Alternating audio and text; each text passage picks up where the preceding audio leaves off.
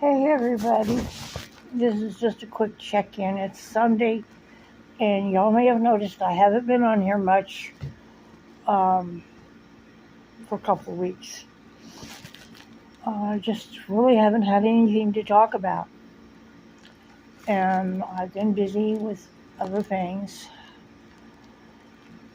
Uh, it's kind of been a struggle with a lot of things, and we're trying to manage to stay above water. But I'm still working on my uh, blanket, and um, this time it's looking like it's going to work out. It may get turned into a bunting, a sleep sack. Um, at the end of it, I haven't decided yet. But in the meantime, I've decided that with or without the hair, at least Grandpa Theron's going to be put back together. And I'm going to have to do some touch up on the painting on him. On one of his legs, I think, and one of his arms, the painting got really messed up and had to be taken off. And on Grandma Maud, I'm not sure what I've got to dig her out and see if the painting has survived. And I'm not sure about her skin tones anyway, because she had skin like mine. It was kind of a butterscotchy color, but hers was darker because she was more. She had more indigenous blood than I did. And the Choctaw Chickasaw. But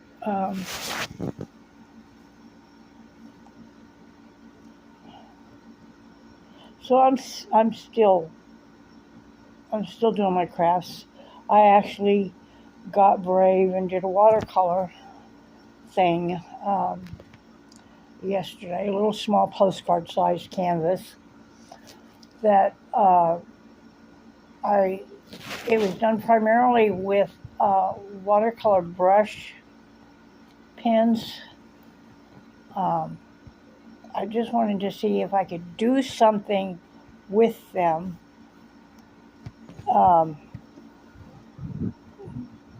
that would come out okay, and I did just a little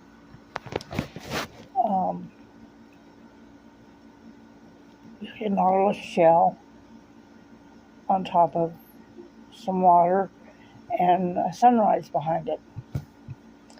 And it wasn't real detailed, it was just a real basic sketch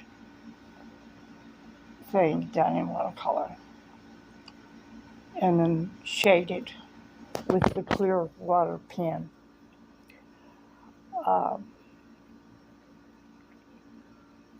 So I found out I could make a actual painting with the watercolor brush, and it turned out okay. It was not anything fancy, nothing just special to speak of, but it turned out okay. I think I'm losing my ability to do a lot of stuff as I get older, and when I compare like the baby blankets and the baby dresses and things that I made for the reborns before my cancer battle, before the surgery, and what I've done now, working on this blanket, I look at them and I see two totally different levels of ability. So I've got to get back into the habit of doing it every single day and working on things every single day. And I get my mojo back. Gotta get my groove back. You ever had times like that? And have you ever had times where you thought the greatest gift of all was just to be invisible to everybody else? To try and not be noticed? Right now in America, sometimes being invisible is the best thing. It's the safest thing.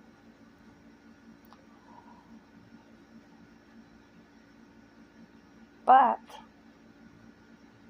I can't stay invisible. I have to talk out about the things that I think that are atrocities happening in my country right now under the president that we have. And I'm doing this neither as a Democrat or as a Republican at this point, because I've got severed ties with the Democratic Party, and I haven't been a Republican since Reagan was in office. I'm finding that there's so much corruption in our government, and it doesn't matter what party you belong to, and that our government is doing things, horrendous things, and nobody seems to care. A lot of people think it's just great, and a lot of those people think it's great call themselves Christians, and they haven't opened their Bible. They haven't read what Jesus taught. They don't even try to live what he taught. And that they say that they're Christians. See, I won't call myself a Christian anymore. I can't, in good conscience, call myself a Christian and be associated with people who do these horrible things in the name of Jesus. And I try to follow the teachings of Jesus. Even though I've become an omnious pagan, I try very hard to follow what Jesus taught. See, I didn't stop believing in Jesus' teaching at all.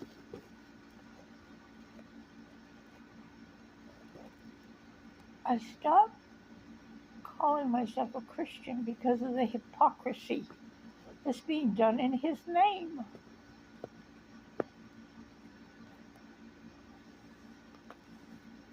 That's just, you gotta understand that there are people that left the church because of the way Christians act. They don't hate you because you're a Christian.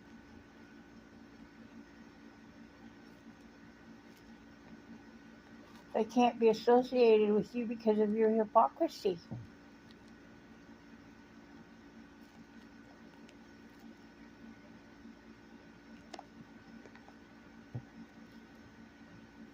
And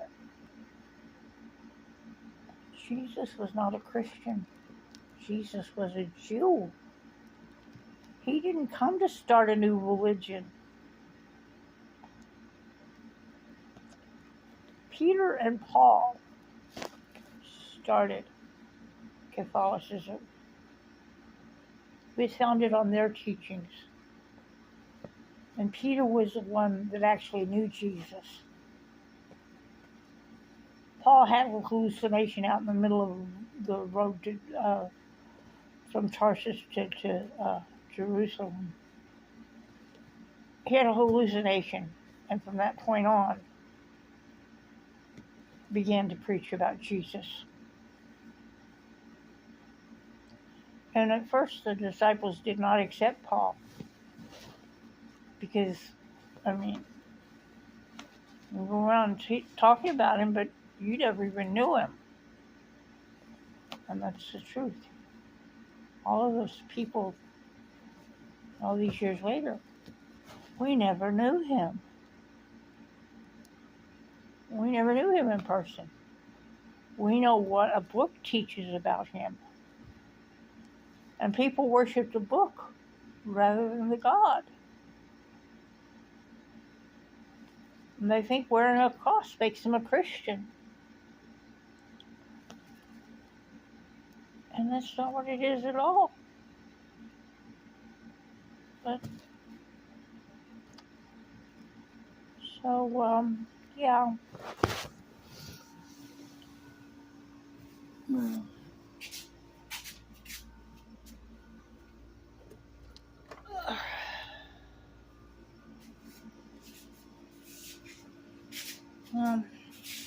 I better get back after this because I'm just about ready to start on the new color.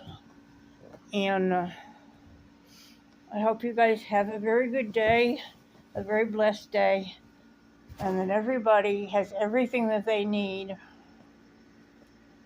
And